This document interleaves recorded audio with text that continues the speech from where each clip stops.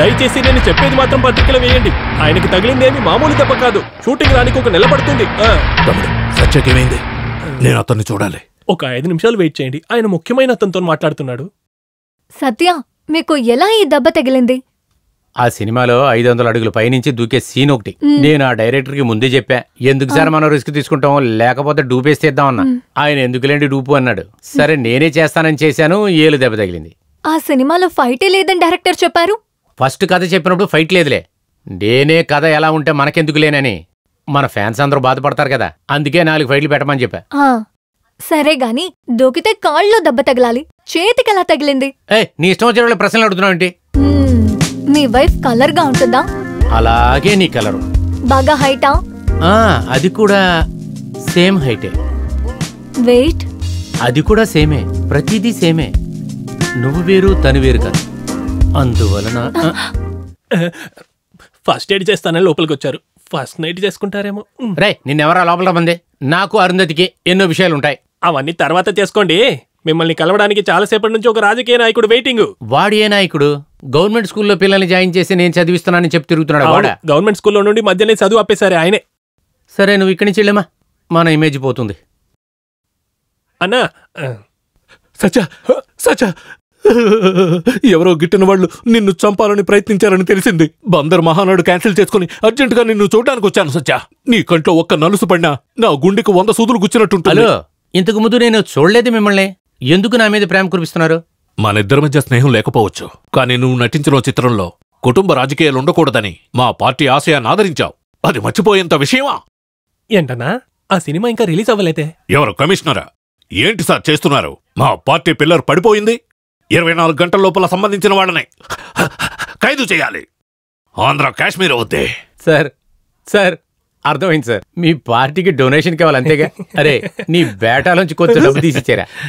సత్య, నీ దగ్గర నాకు నచ్చిన విషయం ఇలాంటి తమాషా మాట. చేయండి సార్. నేనెప్పుడు తమాషా చేశాను? షూటింగ్ లో నాకు భయంకరంగా దెబ్బ తగిలి హాస్పిటల్లో బెడ్ రెస్ట్ తీసుకుంటాం కోసం నేను ఇక్కడికి వచ్చా అంతే. మీరు దయచేసి వెళ్ళండి. వెళతాను. వెళ్లే ముందు ఎంత బాగా నటిస్తున్నాడు. నటులు పార్టీకి వెళ్తారనుకుంటే వాళ్ళే నటించడానికి వస్తారేమో. చూడు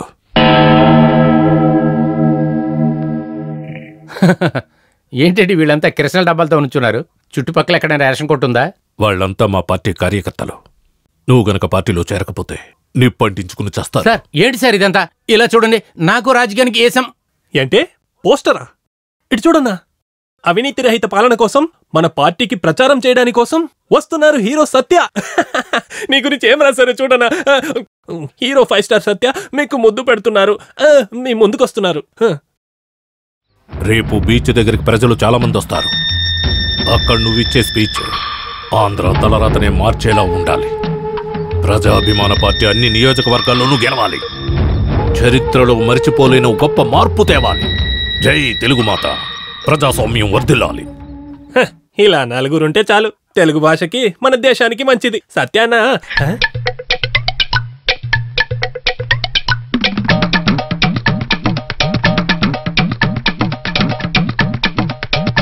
నేను రాజకీయంలో దూకబోతున్నా. వద్దన్నా, దయచేసి అది ఒక్కటన్నా వదిలిపెట్టన్నా. ఎందుకు? లేదు, ముందే రాజకీయం అసహ్యమని అందరికీ తెలుసు. మీరు అందులో దూకారంటే ఫ్యాన్స్ ఓర్చుకోలేరన్నా. నేను రాజకీయంలోకి వెళ్తా. ఖచ్చితంగా పోయే తీరాలా? అయితే ఒక ప్రశ్న అడుగుతాను, దానికి సమాధానం చెప్పి తర్వాత దూకండి.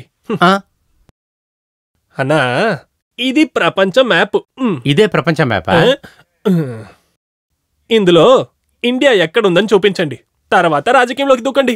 ఇండియా అంటే మన దేశం. ఓ మన దేశం, అది నీకు చూపించాలి.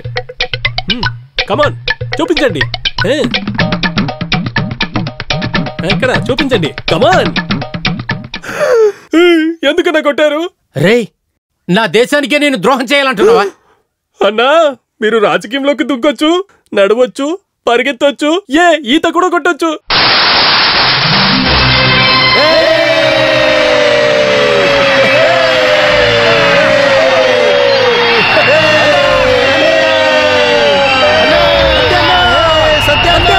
నేనంటే ప్రేమ గల్ల ప్రజల్లారా, నాకు మీ మీద ప్రేమ ఎంతో ఉంది.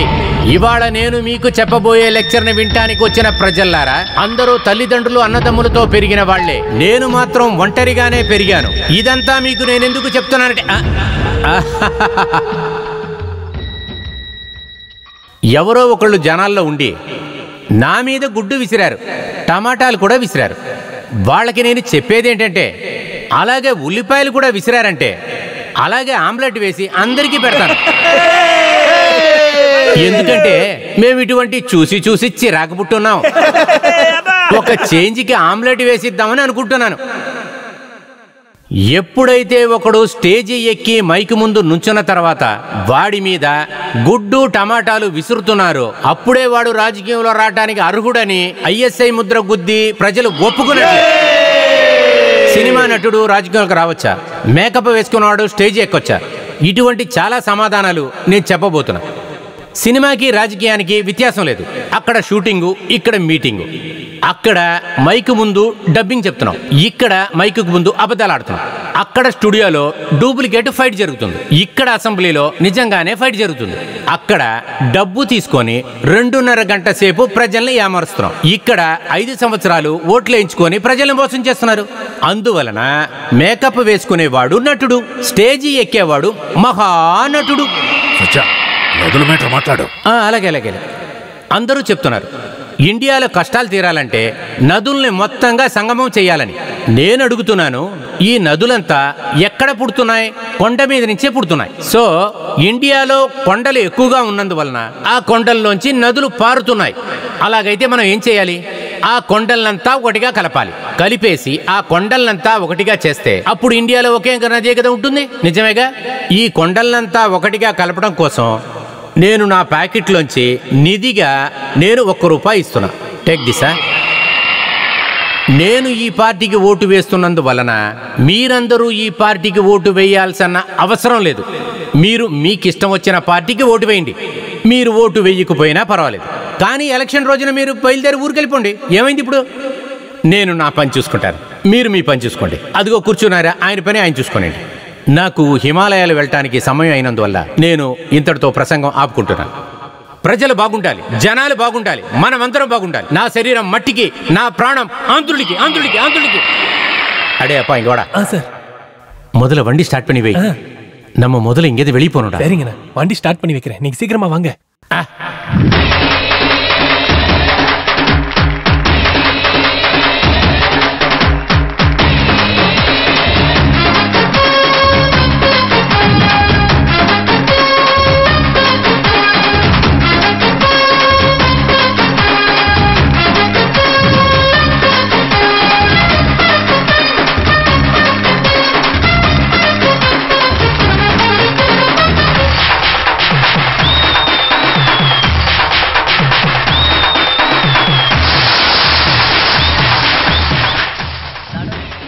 జరిగిన అసెంబ్లీ ఎన్నికల్లో జననాయక పార్టీ 2000 సీట్లు గెలుచుకొని ఆ పార్టీ గర్వాన్ని సృష్టించే యోగ్యత అందుకున్నారు.